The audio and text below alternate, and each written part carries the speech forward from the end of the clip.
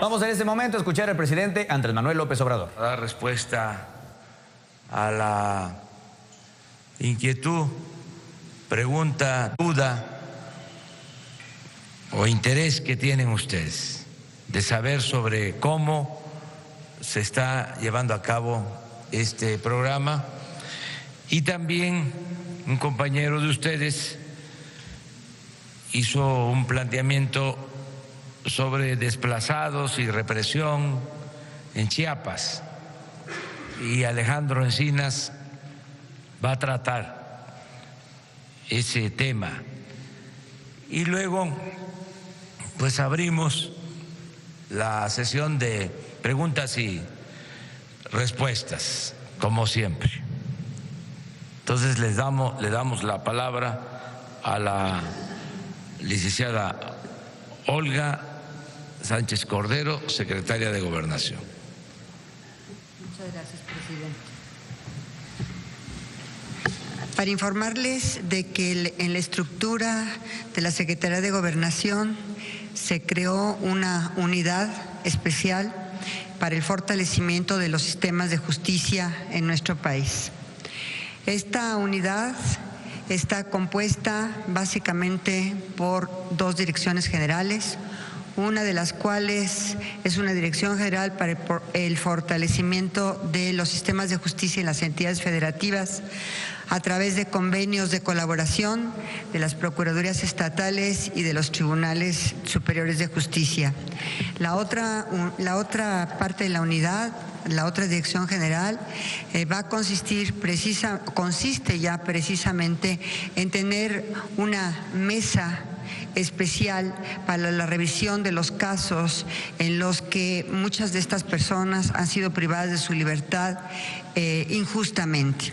Tenemos ya liberados 16 personas. Hasta ahorita, en el mes de diciembre, hemos estado revisando los 368 casos que tenemos en la mesa y hasta ahorita hemos liberado 16 personas. Estas personas, muchos de ellos inclusive no han tenido ni siquiera una sentencia después de muchísimos años de estar privados de su libertad y no han tenido sentencias ni condenatoria ni absolutoria. Otros tantos y muchos de estos que no han tenido sentencias porque los jueces no tienen manera de condenarlos porque no tienen los elementos probatorios necesarios y las evidencias para poder condenarlos, y han estado privados de su libertad durante muchísimo tiempo. Quiero compartirles que estamos haciendo esta revisión de los 368 casos, pero que ya no quiero decir los nombres de estas personas en libertad por privacidad de sus datos personales. Pero estos 368 casos los estamos revisando muy puntualmente. Esta mesa está compuesta tanto por personal de los reclusorios como por representantes de la Procuraduría General de la República, como por los abogados defensores, por organizaciones sociales y sobre todo por gente sumamente calificada para revisar expedientes penales. Pero en todos estos casos lo que hemos encontrado son rezagos importantes en la impartición de justicia y la privación prácticamente ilegal de la libertad de muchos de estos que están en este momento en las prisiones del país. Yo sí quisiera decirles que esta mesa y esta estructura de la Secretaría de Gobernación va a ser permanente. Cuando menos en esta administración pensamos que esta situación y esta creación de esta estructura será permanente.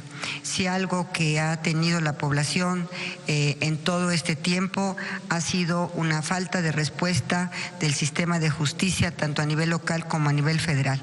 Y lo que queremos es precisamente que todas estas personas tengan ya una respuesta por parte del Estado en relación a cada uno de estos casos.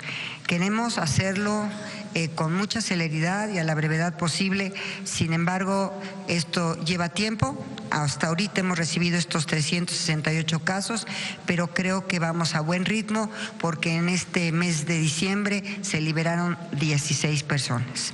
Entonces creo que hemos estado haciendo el trabajo y hemos estado, por instrucciones del señor presidente de la República, revisando casos de estas personas que han sido privadas de su libertad prácticamente injustamente o que no han tenido sentencias durante muchísimos años y han sido están en prisión y no han tenido siquiera una respuesta por parte de los tribunales en relación a las sentencias condenatorias o absolutorias en su caso. No sé si hay alguna pregunta. Sí, por favor.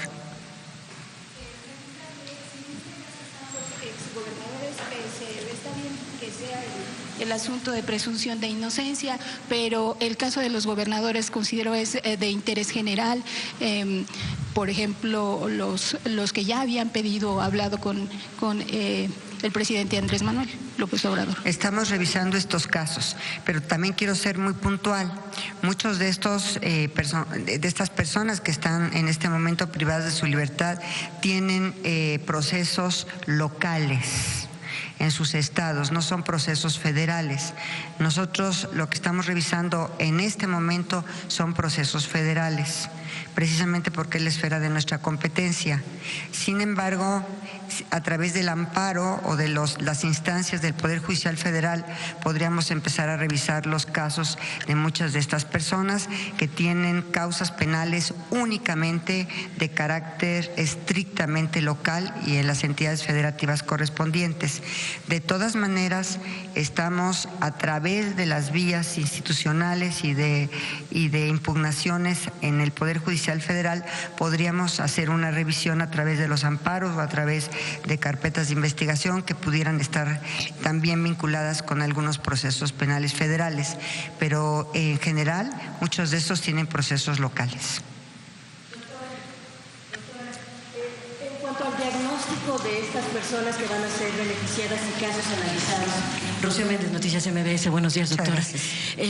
Tenemos entendido que prácticamente el 60% son personas que cayeron en esta desventaja y fueron privadas, como usted nos advierte, posiblemente ilegalmente de su libertad por estar en la defensa de la tierra o en este tipo de circunstancias. ¿Podría aclararlos? Porque sí, también tenemos entendido que hay muchos jóvenes que por su protesta política, entiéndase normalistas o estudiantes universitarios, también están en prisión. Denos detalles, por favor. Es correcto, inclusive tenemos ambientalistas que están privados de su libertad por haberse opuesto a las prácticas del fracking. Estrictamente, por ejemplo, en la zona norte de Puebla, se opusieron al fracking y entonces fueron privadas de su libertad por oponerse al fracking, por ejemplo, y son ambientalistas que en este momento también están privadas de su libertad. Hay muchísima gente humilde que no tuvo ni siquiera derecho a un defensor público. Yo tengo casos, por ejemplo, de mujeres indígenas que ni siquiera tuvieron oportunidad, que por ejemplo transportaban una mochila a lo mejor con marihuana o con amapola y no tuvieron ni siquiera oportunidad de tener una defensa adecuada, ni un intérprete y mucho menos un proceso penal, un debido proceso. Entonces todos estos casos los estamos revisando y sí tenemos ya detectadas muchísimas de este tipo de injusticias, de ambientalistas o de protesta social, en donde no podemos permitir, por instrucciones del señor presidente Andrés Manuel López Obrador, no podemos permitir que la protesta social sea criminalizada. Y en este caso también vamos nosotros a revisar todos estos expedientes que tenemos. Aquellas que cayeron en situación de interrupción del embarazo, ¿esto está contemplado?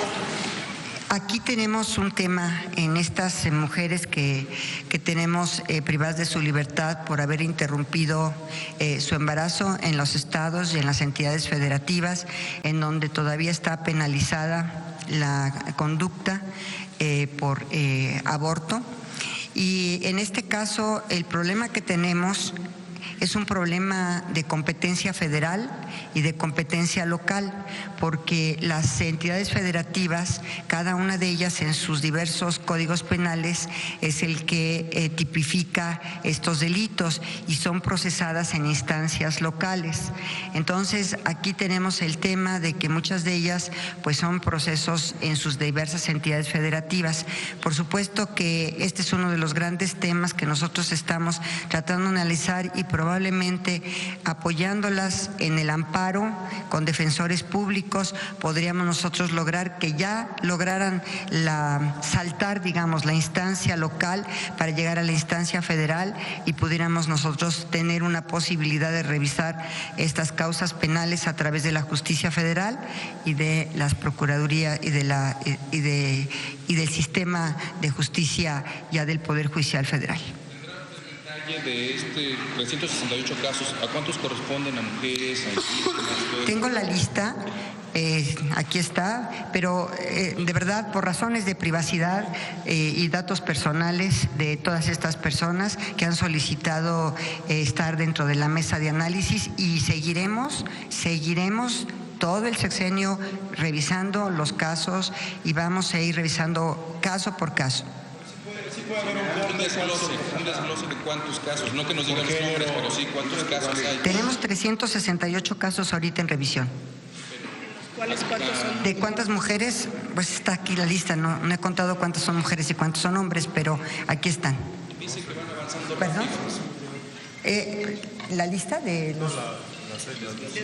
La distinción, con mucho gusto, cuántas mujeres y cuántos hombres, con mucho gusto, nada más es cuestión. También por tipo de delito. Sí, muchos de ellos están privados de su libertad, precisamente por esta oposición al fracking. Ahí en este caso tenemos que tener desistimientos de la parte agraviada, que es la Comisión Federal de Electricidad, por ejemplo. Entonces cada caso es particular y cada caso es diferente. No podríamos generalizar ahorita porque uno está por fracking, otro está por motín, otro está por atentados contra las vías de comunicación, otros, bueno, hasta a muchos de ellos les han hecho montajes de secuestros o de extorsiones y muchos de ellos ni siquiera hay elementos probatorios suficientes como para que continúen privados de su libertad. Señala usted de que van avanzando rápido, adelante, señala usted de que van avanzando rápido. Pues 16 casos. ¿Tendrá usted un comparativo de cuántos se liberaron en el gobierno anterior o cómo se... Yo creo que en el gobierno anterior no había este tipo de instalación de una mesa como la que, por instrucciones del presidente Andrés Manuel López Obrador, hemos instalado en la Secretaría de Gobernación. Ha sido una insistencia constante del señor presidente de que todos estos casos se revisen porque muchos de ellos no hay delito de presos políticos, pero por manifestaciones en contra del sistema o por incluso ambientalistas están privados de su libertad. Sí, ministra, nada más preguntarle en este caso, a raíz de las reformas estructurales que se aprobaron, son muchos de estos presos políticos, y preguntarle de los 16 que se liberaron sin que nos dé sus nombres, preguntarle cuántos están relacionados con el tema de la reforma educativa. Gracias. Algunos de ellos, no todos, pero sí algunos de ellos. Las reformas estructurales, perdón, Agustín Velasco de Uno TV, las reformas estructurales aprobadas en el sexenio pasado arrojaron entonces esta cantidad de presos políticos, es decir, la reforma energética, la reforma educativa, etcétera. Bueno, les estoy dando el ejemplo del fracking. Los que se han opuesto al fracking allá en la zona norte de Puebla, estamos revisando sus expedientes, pero por ejemplo, estas personas, quien tiene que desistirse es la Comisión Federal de Electricidad, por ejemplo. Entonces, hay denuncias de ciertas instituciones públicas o de secretarías de Estado o de órganos autónomos o en este caso, por ejemplo, de la propia comisión, en donde tenemos que tener el desistimiento de estas instancias de gobierno y lo vamos a estar haciendo constantemente. En el Senado han presentado, Ricardo García, Revolución 3.0, en el Senado han presentado una iniciativa ciudadana para ley de amnistía. Esto quiere decir que el proceso por el cual están siendo liberados estos 16 presos no tiene que ver con una amnistía, se están haciendo casos particulares, y si pudiera decirnos aproximadamente en cuánto tiempo quedarán resueltos los casos restantes. La ley de amnistía, que también es una, digamos, una instrucción del señor presidente, tenemos que tener detectados los universos de personas a las cuales van a ir dirigidas. Nos ha instruido de que hagamos un universo de personas, por ejemplo, de jóvenes que tenían por pobreza, estaban en los campos contratados en campos de marihuana o de amapola, jóvenes que tenían de posesión de droga más del gramaje permitido por la ley, y todos estos jóvenes, desde luego que también están privados de su libertad, pues, como diría en mi época, hace muchísimos años, prácticamente son jóvenes, así decía mi madre, marihuanos, ¿no?, que tenían más posesión de droga y que ahorita están privados de su libertad. Entonces el presidente de la República nos ha instruido, porque una ley de amnistía pasa por el Congreso, por supuesto por el Congreso Federal, y tiene que tener un universo de personas determinadas. Lo que estamos haciendo es revisar caso por caso en esta mesa de reconciliación y justicia, así la hemos llamado, en la Secretaría de Gobernación, y en este momento no es una ley, sino es la revisión particular de los casos. Pero cuando tengamos el universo de personas a los cuales puede ir dirigida una ley de amnistía, le vamos a presentar al señor presidente de la República nuestra propuesta.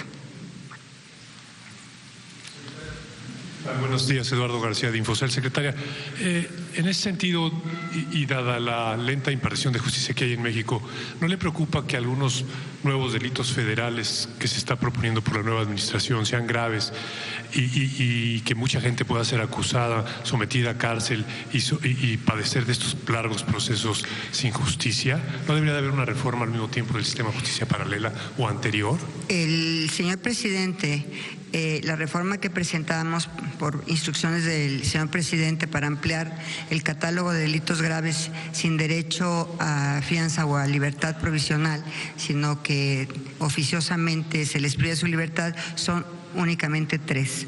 Son hechos de corrupción, por una parte; por otra parte son delitos electorales; y desde luego el robo de combustible, por considerar que estos 3 delitos han afectado gravemente a la sociedad. Y por eso es que el señor presidente ha propuesto la ampliación del catálogo de delitos graves para que enfrenten su proceso en prisión y no en libertad. Sí, Ernesto Ledesma, de Rompeviento TV.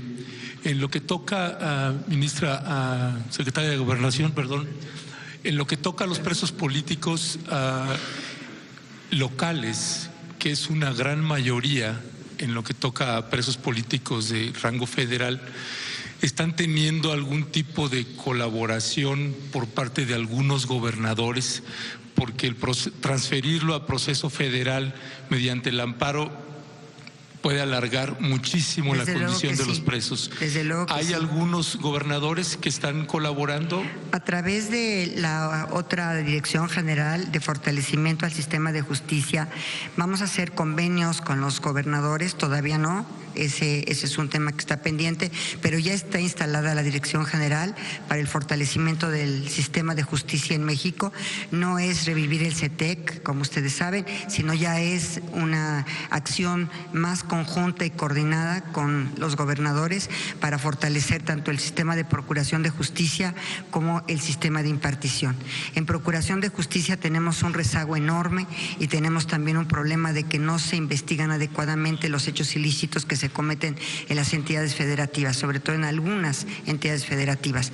Entonces tenemos que, a través de estos convenios de colaboración, apoyar hasta donde, obviamente respetando la soberanía de los estados y su autonomía, hasta donde nos permitan poderlos ir fortaleciendo tanto en materia de procuración como en materia de impartición. Pero la respuesta es que en muchos de estos casos no han tenido una respuesta de este sistema de justicia rápida y eficiente. A ver, yo creo que ya hasta ahorita dejo esto y voy a darle la palabra al subsecretario de Alejandro Encinas. Sí quisiera decirles que les va a platicar sobre un tema que es verdaderamente un tema muy delicado en nuestro país, pero que nunca se había visibilizado en nuestro país, que es el tema de los desplazados. Este tema nunca existió y ahorita vamos a platicar sobre él. Muchas gracias. Con su autorización, señor presidente. Bueno, como lo planteó ayer Ernesto Ledesma de Rompevientos TV, efectivamente el pasado 18 de diciembre hizo el planteamiento aquí en la conferencia de prensa respecto a la muy difícil situación que se está viviendo en los Altos de Chiapas, particularmente en la zona Chenaló y Aldama. Desde ese mismo día, por instrucciones del señor presidente de la República, establecimos contacto directo con el periodista Ernesto Ledesma y ese mismo día, por la tarde, se instaló la mesa de seguimiento a los problemas de desplazamiento forzado que se deriva de la ley que existe en el estado de Chiapas, una ley de desplazamiento forzado que obliga al gobierno del estado a establecer una mesa para la atención de este tipo de problemas. Toda vez se trata de un asunto estrictamente local. Desde días anteriores, pero particularmente a partir de esta denuncia, hemos mantenido una relación estrecha con el gobierno del estado. El propio 19 de diciembre me reuní con el secretario de gobierno del estado, donde establecimos un mecanismo de seguimiento y atención a este problema. Los días 27 y 28 de diciembre, un grupo de funcionarios de la Secretaría de Gobernación, particularmente del área de atención a la violencia contra la mujer y de garantía de los derechos humanos, se desplazó para hacer una visita a los campamentos y a los lugares donde está este problema vigente, en donde efectivamente pues los problemas de violencia, de presencia de grupos paramilitares y de una gran capacidad de fuego, incluso de grupos ligados presuntamente a la delincuencia organizada, ha generado niveles de violencia de nueva cuenta, como sucedió en el mes de abril con el asesinato de 2 niños y ahora de nueva cuenta en los primeros días de este mes, gente que ha sido víctima de la violencia que lamentablemente se ha venido recrudeciendo. Estamos atendiendo esta situación en el ánimo no solamente de conciliar las partes, en donde hay un litigio por un conflicto agrario que se agudizó en el momento en que el Tribunal Superior Agrario otorgó una compensación de cerca de 15 millones de pesos que alentó lamentablemente la confrontación en esta disputa por un predio de alrededor de 60 hectáreas, pero habrá que hacer una acción institucional en apoyo al gobierno del estado de Chiapas, donde se involucrará el conjunto de las dependencias del gobierno federal. La instrucción que nos ha dado el señor presidente de la República es que las dependencias vinculadas en el Gabinete de Seguridad y Gobierno de la Administración Pública Federal atienda esta situación con la responsabilidad y cautela que esto amerita para evitar una mayor confrontación y violencia entre las propias comunidades, y estaremos informando de cómo van evolucionando estos hechos. Por supuesto, estamos dando prioridad a atender los asuntos de carácter humanitario, a las viudas, a los niños que están en la situación de indefensión. Por supuesto, se atenderá las recomendaciones de la Comisión Interamericana de Derechos Humanos, que otorgó ya las medidas cautelares, al igual que la Comisión Nacional de Derechos Humanos, y en su oportunidad, pues ustedes irán conociendo de la intervención de las distintas dependencias del gobierno federal. Es cuanto. No hay pregunta, a ver. El número de desplazados, ¿cuántos son mujeres? ¿Cuántos? Los están desplazados prácticamente en la zona. Hay que recordar que es una zona donde hay un conflicto social muy intenso. Por supuesto, tenemos antecedentes lamentables como el caso de Acteal. Hay influencia en esta zona con los caracoles zapatistas. Esto tiene que irse manejando con mucha cautela y detenimiento. Creemos que son alrededor de 600 las personas que están afectadas por esta situación en esta región del estado, lo cual no es el único problema que tenemos en la entidad, como lo tenemos también en otras entidades de la República, pero eso va a tener una atención especial dada pues lo delicado que es el asunto de las convivencias entre las comunidades. Por favor. Sí, con respecto de las pérdidas de las cosechas de café y otros de prácticamente todo el municipio de Aldama, de los 12 poblados que componen esa comunidad, ¿va a haber alguna indemnización para todas estas familias por parte del gobierno federal, por parte del gobierno estatal, en lo que toca al involucramiento de la policía estatal, del gobierno de Rutilio Escandón, que tiene una base de operaciones mixtas en Santa Marta, que es de donde provienen los disparos? ¿Qué se está haciendo si es la propia policía estatal quien está vinculada y que ya hay testimonios audiovisuales que así lo certifican? Y en lo que toca a los desplazados, en el caso de Chalchihuitán, el Centro de Derechos Humanos Fray Bartolomé de las Casas ha solicitado medidas cautelares para ellos.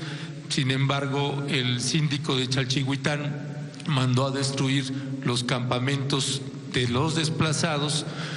¿Y qué va a hacer el gobierno de Andrés Manuel López Obrador en lo que toca a la condición en la que están viviendo ahorita los desplazados, que son condiciones verdaderamente infrahumanas?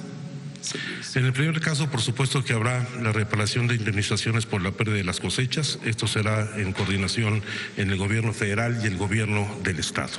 Sobre el caso de la policía estatal establecida en la comunidad de Santa Marta, efectivamente se está haciendo la investigación para deslindar las responsabilidades y en su oportunidad será a través de la coordinación de seguridad pública de esta región en el estado, como será la intervención por parte de las fuerzas de seguridad del gobierno federal. En tercer lugar, por supuesto que habrá que seguir el diálogo con el regidor de Chalchihuitán, que indudablemente es uno de los puntos de mayor tensión que tenemos en la región.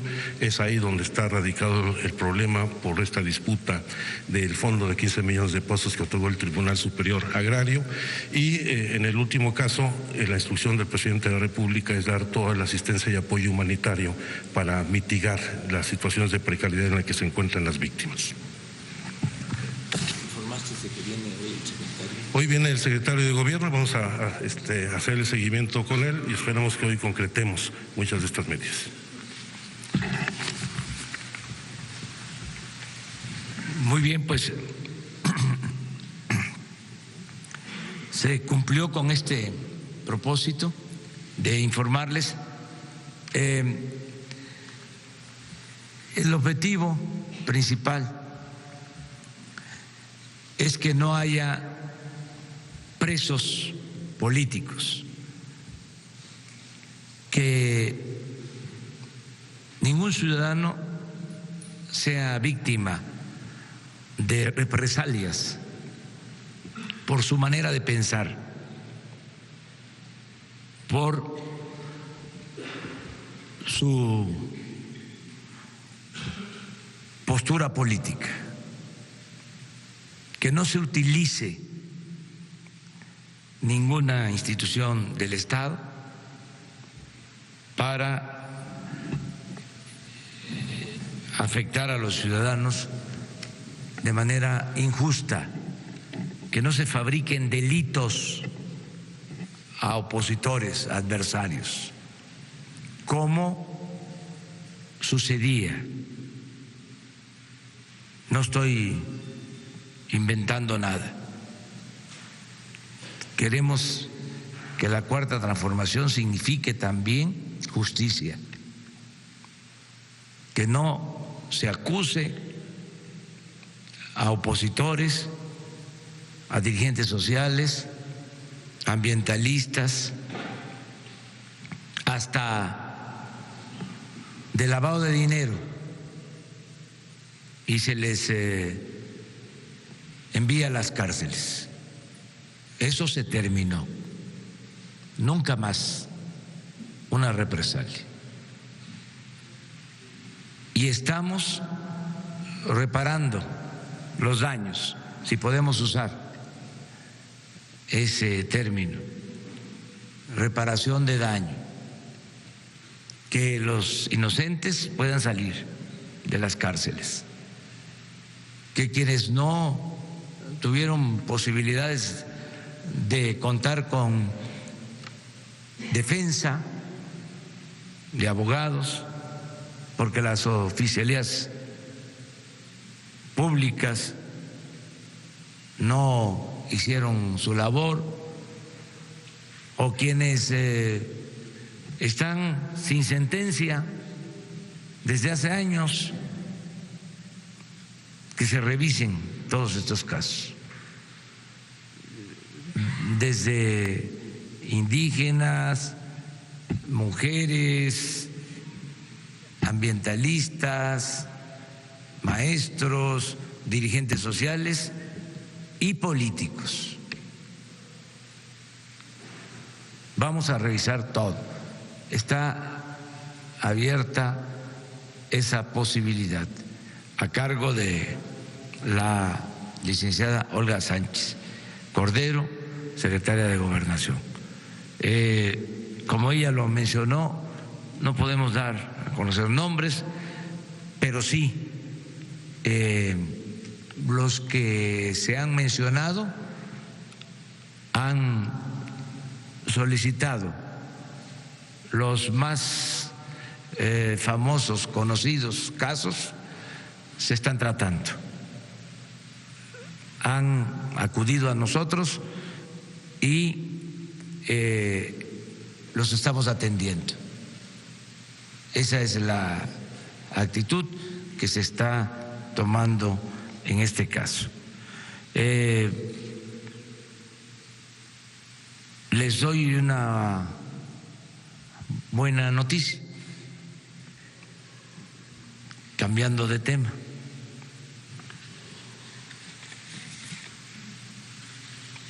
Vamos logrando el propósito de que no se roben los combustibles.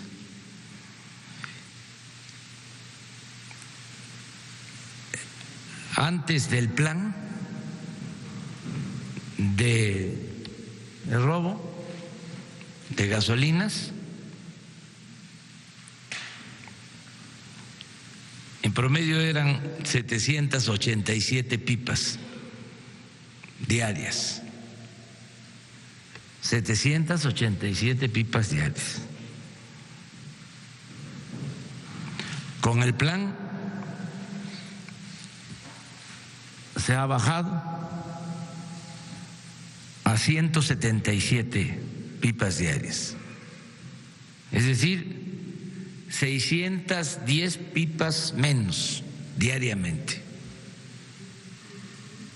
610 pipas menos diariamente. En total se han robado, desde que iniciamos el plan, se han robado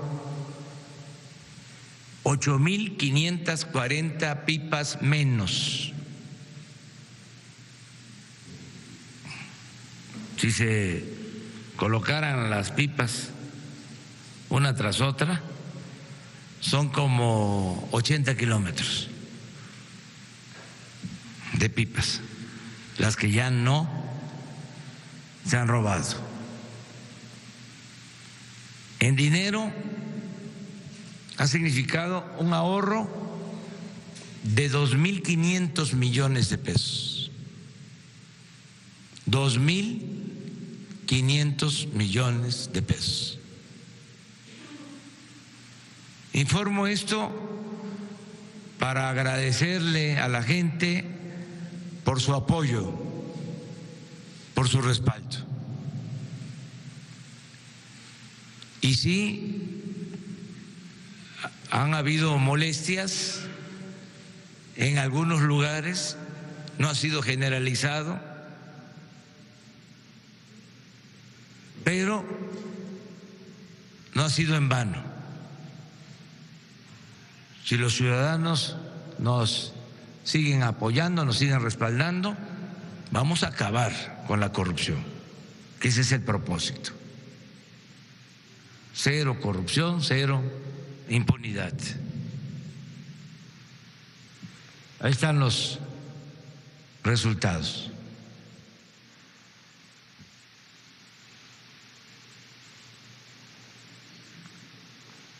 vamos a estarles informando periódicamente.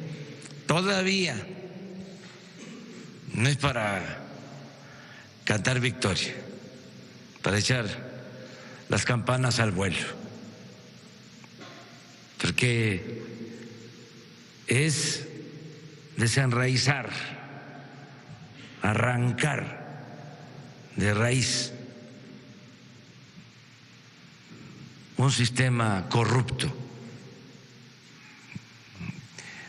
desarrollado al amparo del poder público. Una vergüenza. Y hay otros casos, pero nos vamos por parte. Vamos a ir poco a poco. Vamos hasta atrás, ¿no? O sea, hasta atrás.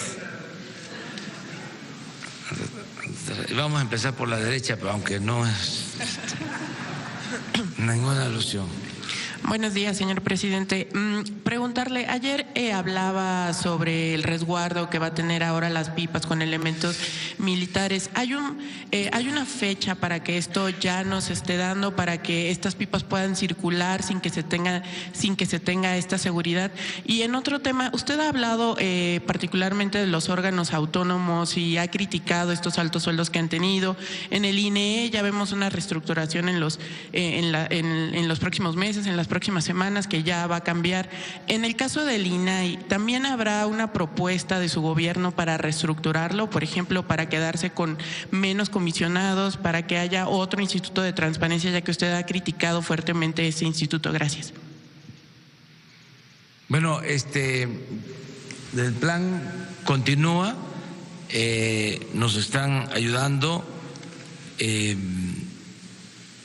servidores públicos de 10 secretarías, y de manera muy destacada nos está ayudando la Marina y el Ejército. Ayer, por ejemplo, en Salamanca, en la refinería, se encontró una instalación clandestina de los tanques de gasolina hacia un depósito fuera de la refinería, con una manguera de 3 kilómetros. Esto fue ya descubierto por el Ejército, y así nos están ayudando todos los días. Y en el caso de la transportación, lo mismo. Se está buscando, yo se los comentaba ayer, que podamos transportar combustible también con pipas. Se hace con pipas, pero utilizarlas más y estar viendo qué es lo más conveniente, o sea, graduando, sin afectar el abasto. Entonces estamos en eso constantemente. Les decía también, y eso debe quedar pues muy claro, hay suficiente combustible en el país. Tenemos gasolinas en el país. No es un problema de abasto nacional, es un sistema, es una situación especial de distribución que estamos normando para evitar el robo. También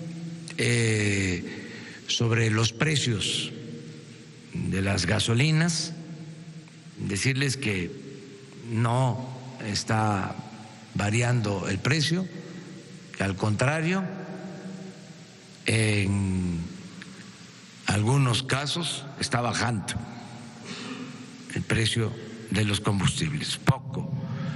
Esto se debe básicamente a que está bajando el precio de la gasolina en el mercado internacional. básicamente. Entonces, cuando decidimos sobre este plan, lo hicimos también pensando en que hay ahora una circunstancia favorable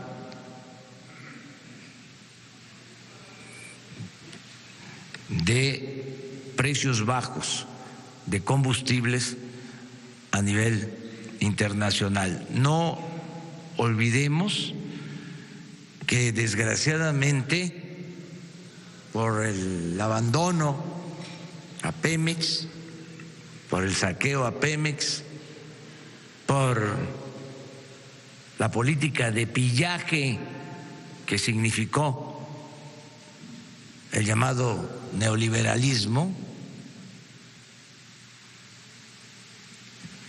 estamos comprando los combustibles en el extranjero. Se compran 600,000 barriles diarios de combustibles, de gasolinas en particular, de 800,000 barriles que consumimos diariamente, se compran 600,000. Entonces ahora, por fortuna, por suerte, ese combustible que se está comprando se adquiere a precio bajo. Además se está comprando ya mejor el combustible. Un día vamos a hablar ampliamente sobre este tema. Entonces, esto nos permite tener abasto y al mismo tiempo mantener los precios. ¿Cuándo se quedará la seguridad? ¿Hasta cuándo habrá? Hasta que se normalice. ¿Pero hay una fecha que su gobierno ya tenga planteado? Bueno, vamos a estarlo viendo aquí con ustedes. Se le va a dar seguimiento. Una regla de oro de la democracia es la transparencia. Aquí todos los días vamos a tratar los temas. Y sobre el INAI, señor, ¿habrá una propuesta? Sí, no queremos nosotros intervenir en organismos autónomos.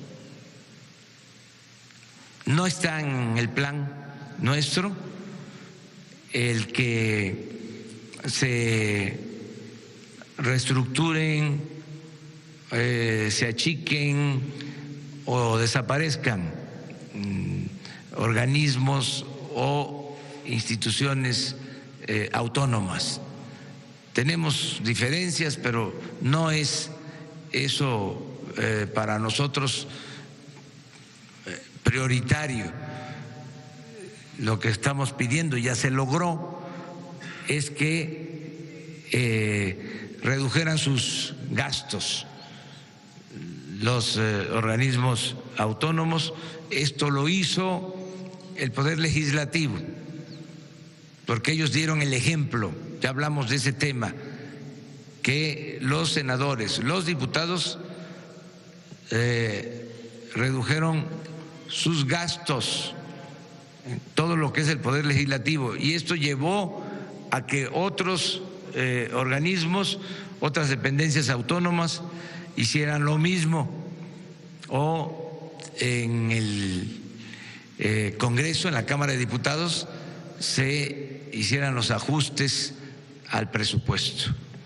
Y todos estamos en el plan de austeridad republicana. Aquí en la presidencia vamos a ahorrar. Yo les informo que el año pasado se autorizó un presupuesto que no fue el devengado, porque eso todavía está por verse, pero el autorizado fue de 1.800 millones.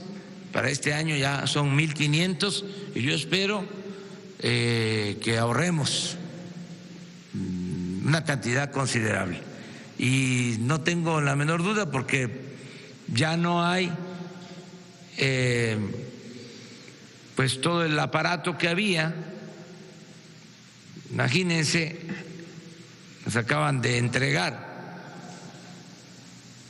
de la antigua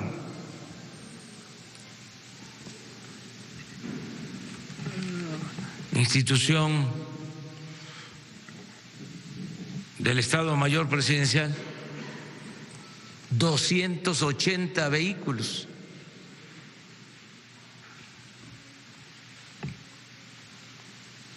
Como 80 camionetas blindadas,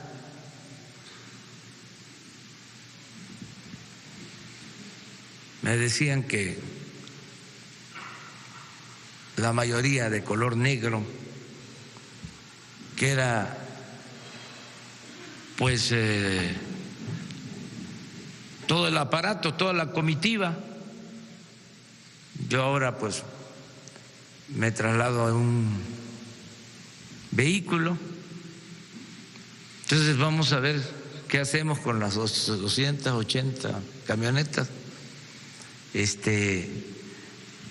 Las blindadas pues a las áreas de seguridad, la defensa, a la Marina, a seguridad pública. Pero imagínense el ahorro nada más en combustible, y las vamos a distribuir porque se deben de usar, pero algunas a lo mejor se van a entregar para otros propósitos. Estamos viendo todo eso. 280 y de todo tipo. Entonces, ¿cómo no vamos a ahorrar? Y además se tenía un contrato de arrendamiento de vehículos. Entonces, nos va a alcanzar el presupuesto. Por eso celebro que los organismos autónomos hayan aplicado el plan de austeridad. Quedamos los de atrás, pero... Gracias, presidente. Buen día, secretaria, subsecretario. Alejandro Lelo de la Red Diario Basta, Grupo Cantón. Presidente, vemos que coincide la baja en el robo de combustible con el cierre de los ductos. Entonces, es como un poco, en la casa tengo una fuga y cierro la llave de paso, pero bueno, ya no tengo agua, tengo que acarrearla para utilizarla. ¿En qué momento van a abrir esa llave y qué están haciendo para que cuando la abran no se repita este robo de combustible y se vuelva a disparar? Y la segunda pregunta, muy concreta también, hay otras, y ahora que está de moda el huachicoleo, si me permite llamarle también otra forma de huachicoleo, que el ciudadano llega a la gasolinera y le venden litros de 800, de 900 mililitros, y son miles. Hay un caso histórico en el sexenio de Fox, una subsecretaria del consumidor fue destituida y se le señaló de chantajear, extorsionar gasolineras para campañas panistas. Ahí está la historia por ahí del 2004-2005. Eso quiere decir que sí tiene dientes la Procuraduría del Consumidor para combatir. ¿Qué está haciendo? ¿Qué va a hacer su gobierno para combatir también este huachicoleo contra el ciudadano? Sí, vamos a estar actuando. Es un equipo multidisciplinario, intersecretarial, el que atiende esto. No solo es Pemex, está la Secretaría de Economía, está participando la Secretaría de Gobernación y otras secretarías. Y también nos está ayudando la Procuraduría, la Fiscalía General, y nos están ayudando también de Hacienda, de Inteligencia Financiera. O sea, es un equipo de trabajo y vamos a ir avanzando, resolviendo los problemas. aguantando, resistiendo. Entonces, estamos en eso y lo ideal es que en las gasolinerías se den litros de a litro, pero que no sean nada más las mantas que cuelgan en las gasolinerías como publicidad, sino que en realidad no defrauden al consumidor, que no se afecte al consumidor. Todo eso lo vamos a estar cuidando, y no solo con medidas coercitivas. Yo soy más dado, más inclinado a persuadir, a convencer. Yo creo que lo vamos a lograr porque estamos viviendo una etapa nueva. Todo esto se daba porque el gobierno daba el mal ejemplo. Si robaban arriba, pues cómo no iban a robar abajo. Y dijimos muchas veces, vamos a limpiar el gobierno de corrupción de arriba para abajo, como se limpian las escaleras, y es lo que estamos haciendo. Entonces, yo espero que tengamos muy buenos resultados. Aquí en la Ciudad de México, por ejemplo, hay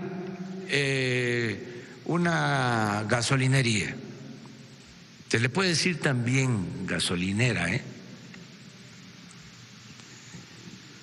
las dos cosas están permitidas.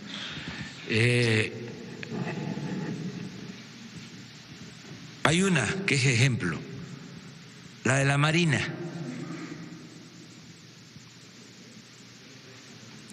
En el eje 3, porque, entre otras cosas, la gente tiene la percepción, y esto obedece a la realidad, de que ahí se da completo el litro. Entonces, en general, todos aportarnos bien, todos aportarnos bien. De todas maneras, vamos a estar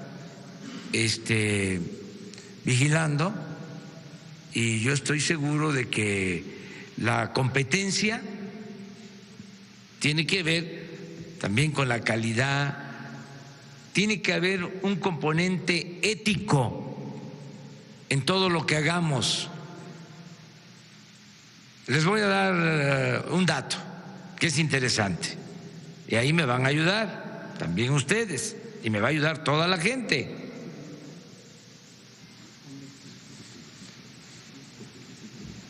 Hablaba yo de que está bajando el precio de las gasolinas a nivel internacional. Todavía Pemex abastece a las gasolinerías en un 95% aproximadamente. Es decir, Pemex está comprando la gasolina y la entrega a los concesionarios. Y se está vendiendo la gasolina a menor precio.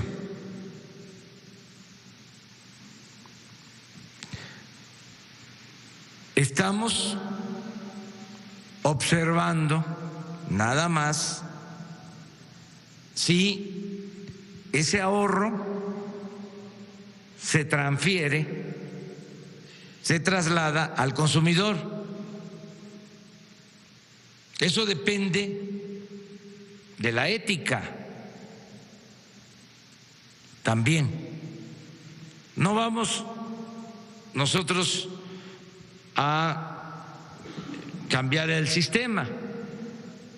Queremos que haya competencia y que sea libre mercado. pero que no vayan a abusar en los márgenes de utilidad. Sí se entiende, ¿verdad?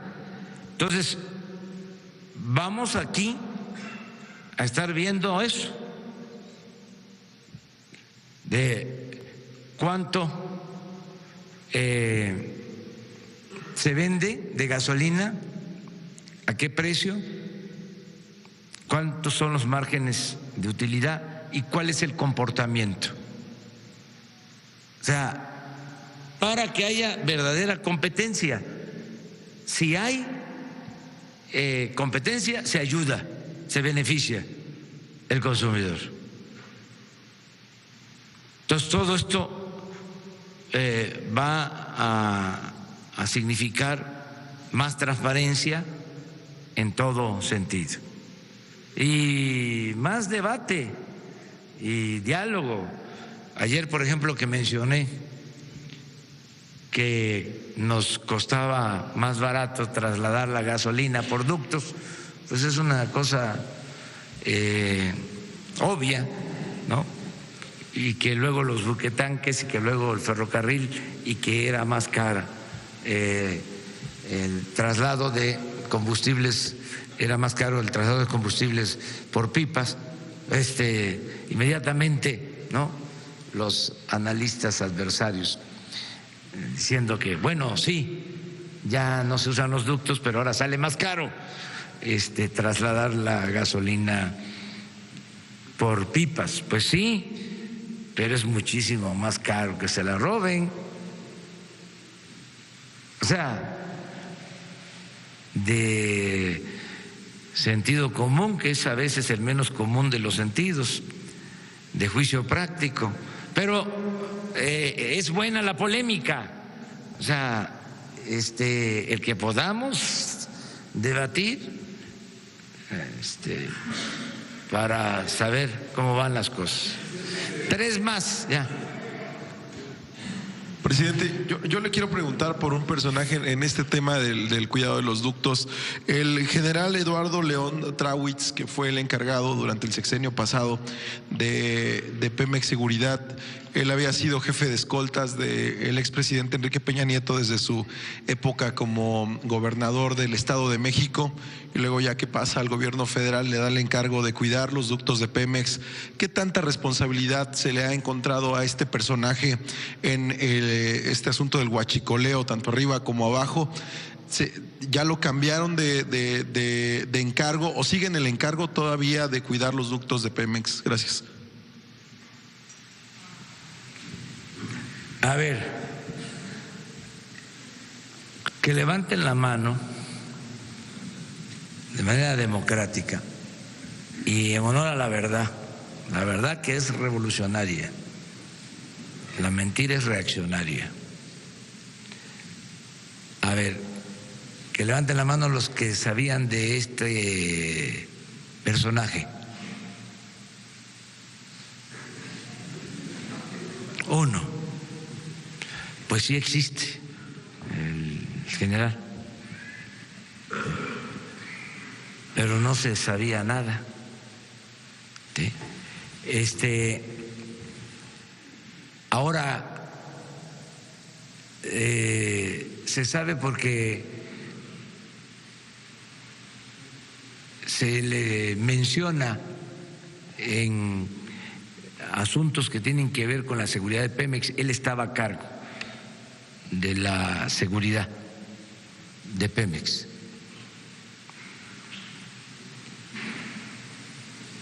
Y lo que se está haciendo ahora, les hablaba de que es un programa integral, es una investigación a fondo, conjunta, de todas las dependencias. Recuerden ustedes que se dijo desde el principio, lo acaba de mencionar la licenciada Olga, de que el robo de combustible se convierte en delito grave. La corrupción y el fraude electoral. O sea, son temas en donde no vamos a dejar de insistir hasta que se castigue a todos los responsables, y vamos a estar siempre también llamando a los ciudadanos. Sobre todo, la verdad, me preocupa mucho el que sean detenidos gentes humildes, pobres, que no sepan que ahora ya el robo de combustible es un delito grave sin derecho a fianza. Entonces quiero que se informen, que todas las familias apoyen, ayuden. Esta semana empiezan ya a dispersarse los recursos para los programas sociales. El que no tenga trabajo va a poder asistir a una dependencia y conseguir trabajo. Vamos a lograr muy pronto el pleno empleo. En el caso, por ejemplo, de los jóvenes, todos los jóvenes. Bueno, eso es lo que se está viviendo en la conferencia de prensa matutina que emite el presidente de la República. Y pues se habló de diferentes temas, fue una conferencia extendida, principalmente que en la CEGOP se creó una unidad especial para el fortalecimiento del sistema de justicia en el país. Lo que han dicho hasta el momento es que 16 personas a la fecha han sido liberadas de 368 casos que están siendo revisados, repetimos, por el momento, por rezagos importantes en la impartición de justicia, y en muchos de estos casos encontrados obviamente en prisiones mexicanas. Muchos de estos presos pues están pagando una condena que no les corresponde. Están revisando principalmente, dijo Olga Sánchez Cordero, los procesos de carácter federal en las mesas de impartición de justicia, así recientemente denominadas y creadas. También Alejandro Encinas, el subsecretario de Derechos Humanos, habló acerca del tema de los desplazados. Se ha también instalado una mesa de seguimiento a este tema, el desplazamiento forzado. El objetivo es que ningún ciudadano sea víctima de represalias. Y en el tema del combustible, del traslado del mismo, ha dicho López Obrador que se va logrando el propósito que se han impuesto desde un principio de que no se roben los combustibles. Dio unas gráficas, dio datos importantes, datos precisos. Antes del plan para evitar el robo de combustible, 787 pipas eran robadas diariamente, ahora se roban 177 pipas. De esto y más le estaremos ampliando un poco más adelante.